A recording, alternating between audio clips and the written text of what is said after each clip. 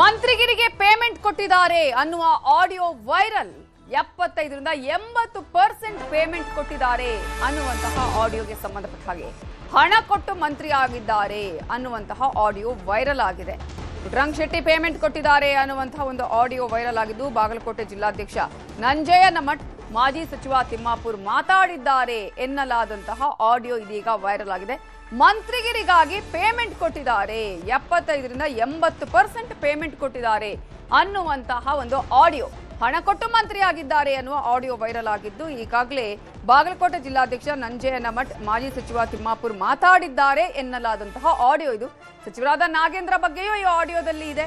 H K ಪಾಟೀಲ್ರು ಏನ್ ತಪ್ಪು ಮಾಡಿದ್ದಾರೆ, ಎಚ್ ಕೆ ಪಾಟೀಲ್ರು ದುಡ್ಡು ಕೊಟ್ಟಿಲ್ಲ ಅನ್ಸುತ್ತೆ ಅನ್ನುವ ಆಡಿಯೋ ಕೂಡ ಇದರಲ್ಲಿ ಇದೆ. ಸೊ ದೆಹಲಿಯಲ್ಲಿ ನಮ್ಮಲ್ಲೇ ಕೆಲವರು ಹುಚ್ಚರಿದ್ದಾರೆ, ಹೈಕಮಾಂಡ್ ಪ್ರಾಮಾಣಿಕವಾಗಿದೆ ಅನ್ನೋದಕ್ಕೆ ಅಸಾಧ್ಯ, ಕೆಲವರಿಗೆ ಅನ್ಯಾಯ ಆಗಿದೆ ಅನ್ನುವಂತಹ ಆಡಿಯೋ ಈಗಾಗಲೇ ವೈರಲ್ ಆಗಿದೆ. ಅದರಲ್ಲೂ ಕೂಡ ಕೆಲವರ ಹೆಸರುಗಳನ್ನು ಕೂಡ ಅಲ್ಲಿ ಪ್ರಸ್ತಾಪ ಮಾಡಲಾಗಿದೆ. ಅವರು ದುಡ್ಡು ಕೊಟ್ಟಿದ್ದಾರೆ ಅನ್ನುವಂತಹ ವಿಚಾರ. ಇನ್ನೂ ಕೆಲವು ಕಡೆಗಳಲ್ಲಿ ನಾವು ಗಮನಿಸ್ತಾ ಹೋಗ್ಬೋದು. 75ರಿಂದ 80% ಪೇಮೆಂಟ್ ಕೊಟ್ಟಿದ್ದಾರೆ, ಹೈಕಮಾಂಡ್ ಈ ರೀತಿಯಾದಂತಹ ಒಂದು ಕೆಲಸವನ್ನ ಮಾಡಿಸ್ಕೊಂಡಿದೆ ಅನ್ನುವಂತಹ ಆಡಿಯೋ ಕೂಡ ಇದೆ. ಜೊತೆಗೆ ಈಗಾಗಲೇ ಸಚಿವರಾಗಿರುವ ನಾಗೇಂದ್ರ ಬಗ್ಗೆಯೂ ಈ ಒಂದು ಆಡಿಯೋದಲ್ಲಿ ಉಲ್ಲೇಖ ಮಾಡಲಾಗಿದೆ.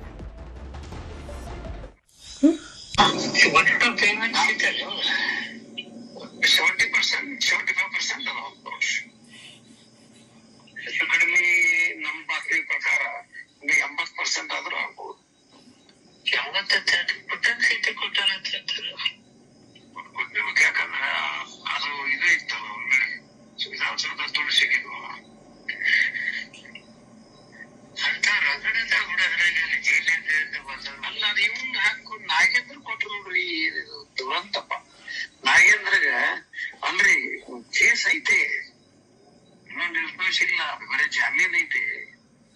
ಹಂಗ್ರಿ ಇದನ್ನ ಏನಂತ ನಾವು ಪಾರ್ಟಿ ಏನಂತ ಎದುರಿಸ್ಬೇಕು ನಾವು.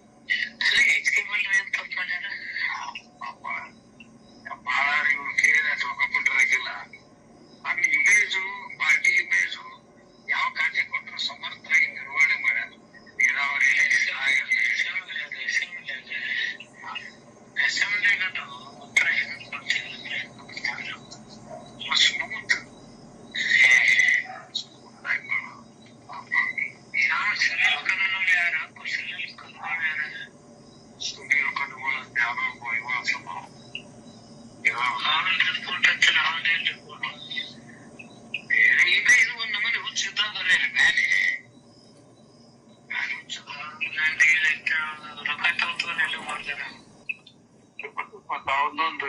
ಮತ್ತೆ ಇನ್ನೊಂದು ಅವು ಅದಾವಲ್ಲ, ನಾ ಹಿಂದಕ್ಕೊಮ್ಮೆ ಪ್ರಾಮಾಣಿಕವಾಗಿ ದಕ್ಷತೆಯಿಂದ ಕೆಲಸ ಮಾಡ್ತಾನಂತ ಹೇಳಿ ಎಚ್ ಕೆ ಪಾಟೀಲ್ ಸಂಬಂಧ ವೇಣುಗೋಪಾಲ್ ಮುಂದೆ ಹೇಳಿದ್ರ ನಾವು ಹೈಕಮಾಂಡ್ ಅವ್ರು ಪ್ರಾಮಾಣಿಕ ಆಗಿರಂತ ಹೇಳಿದೀವನಂತ ಕೇಳಿದ್ ನನಗ. ಪೇಮೆಂಟ್ ಆಡಿಯೋ ವೈರಲ್ ಬಗ್ಗೆ ಸ್ಪಷ್ಟನೆಯನ್ನ ಕೊಟ್ಟಿದ್ದಾರೆ ಬಾಗಲಕೋಟೆ ಕಾಂಗ್ರೆಸ್ ಜಿಲ್ಲಾಧ್ಯಕ್ಷ ನಂಜಯ್ಯನ ಮಠ್ ಅವರು ಸ್ಪಷ್ಟನೆ ನೀಡಿದ್ದಾರೆ. ಅನುಕಂಪದ ದೃಷ್ಟಿಯಿಂದ ತಿಮ್ಮಾಪುರ್ ಜೊತೆ ನಾನು ಮಾತಾಡಿದ್ದೇನೆ, ನಾವಿಬ್ರು ಕೂಡ ಒಳ್ಳೆಯ ಗೆಳೆಯರು, ಬೇಸರ ಆದಾಗ ಸಮಾಧಾನ ಮಾಡೋದು ನಮ್ಮ ಸಂಸ್ಕೃತಿ, ತಿಮ್ಮಾಪುರ ಅವರು ಮಂತ್ರಿ ಆಗ್ಬೇಕಾಗಿತ್ತು ಅಂತ ನಾನು ಮಾತಾಡಿದ್ದೇನೆ. ಫೋನಲ್ಲೇ ಮಾತಾಡುವಾಗ ನೋವಾಯ್ತು, ಮನುಷ್ಯನ ಜೀವನದಲ್ಲಿ ಕಷ್ಟಗಳು ಬರುತ್ತೆ, ನಾನು ಮಾತನಾಡಿದ್ದು ನಿಜ ಅಂತ ಒಪ್ಕೊಂಡಿದ್ದಾರೆ ನಂಜಯ್ಯನ ಮಠ್ ಅವರು.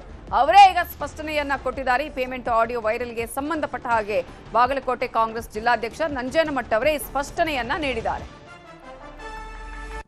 ನಮ್ಮ ಜೊತೆಗೆ ಬಾಗಲಕೋಟೆ ಕಾಂಗ್ರೆಸ್ ಜಿಲ್ಲಾಧ್ಯಕ್ಷರಾಗಿರ್ತಕ್ಕಂಥ ನಂಜಯ್ಯನ ಮಠ ಇದ್ದಾರೆ.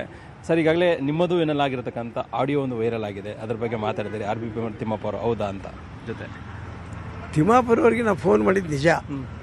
ಅನುಕಂಪದ ದೃಷ್ಟಿಯಿಂದ ಒಳ್ಳೆಯ ಗೆಳೆಯರು ನಾವು, ಮತ್ತು ನಮ್ಮ ಬದ್ಧತೆ ಇರುವಂಥ ಒಬ್ಬ ವ್ಯಕ್ತಿ, ಭಾಳ ಕಷ್ಟದಿಂದ ಮೇಲೆ ಬಂದಂಥವ್ರು. ಅದರ ಜೊತೆಗೆ ನಮ್ಮ ಜಿಲ್ಲಾ ಕಾಂಗ್ರೆಸ್ ನಡೆಸಿಕೊಂಡು ಹೋಗೋದಕ್ಕೆ, ಕಟ್ಟಡ ಕಟ್ಟೋದಕ್ಕೆ ಬಹಳಷ್ಟು ಸಹಾಯ ಮಾಡಿದವರು. ಅವ್ರ ಬಗ್ಗೆ ಆತ್ಮೀಯತೆ ದೃಷ್ಟಿಯಿಂದ ಒಬ್ಬ ಮನುಷ್ಯನ ಮನೆಗೆ ಏನಾದರೂ ಶೋಕ ಆದಾಗ ಸಾಂತ್ವನದ ಪರವಾದಂಥದ್ದು ನಮ್ಮ ಸಂಸ್ಕೃತಿ. ಮಂತ್ರಿ ಆಗಲಿಲ್ಲ ಪಾಪ, ಉತ್ತರ ಕರ್ನಾಟಕದಲ್ಲಿ ಮಾದರ ಸಮಾಜದಲ್ಲಿ ಒಬ್ಬನೇ ಇದ್ದ. ಆಮೇಲೆ MLC ಅಲ್ಲ, MLA ಆಗಬೇಕಾಗಿತ್ತು. 4 ಮಾತು ಹೇಳಿ ಬರೋಣ ಅಂತ ಅವ್ರ ಮನೆಗೆ ಹೊಟ್ಟಿದ್ದೆ. ಅವರು ನಾವು ಆಗಲೇ ಬಾಗಲಕೋಟೆ ಕಡೆ ಹೊರಟೀನಿ ಅಂದರು. ಫೋನಲ್ಲೇ ಮಾತಾಡಿದ್ವಿ. ನನಗೆ ಭಾಳ ಖೇದ ಆಯಿತು, ನನಗೆ ಭಾಳ ನೋವಾಯಿತು. ಇರಲಿ, ಕಾಲಗಳು, ವನವಾಸಗಳು, ಸಹವಾಸಗಳು ಮನುಷ್ಯನ ಜೀವನದಲ್ಲಿ ಸಾಮಾನ್ಯ.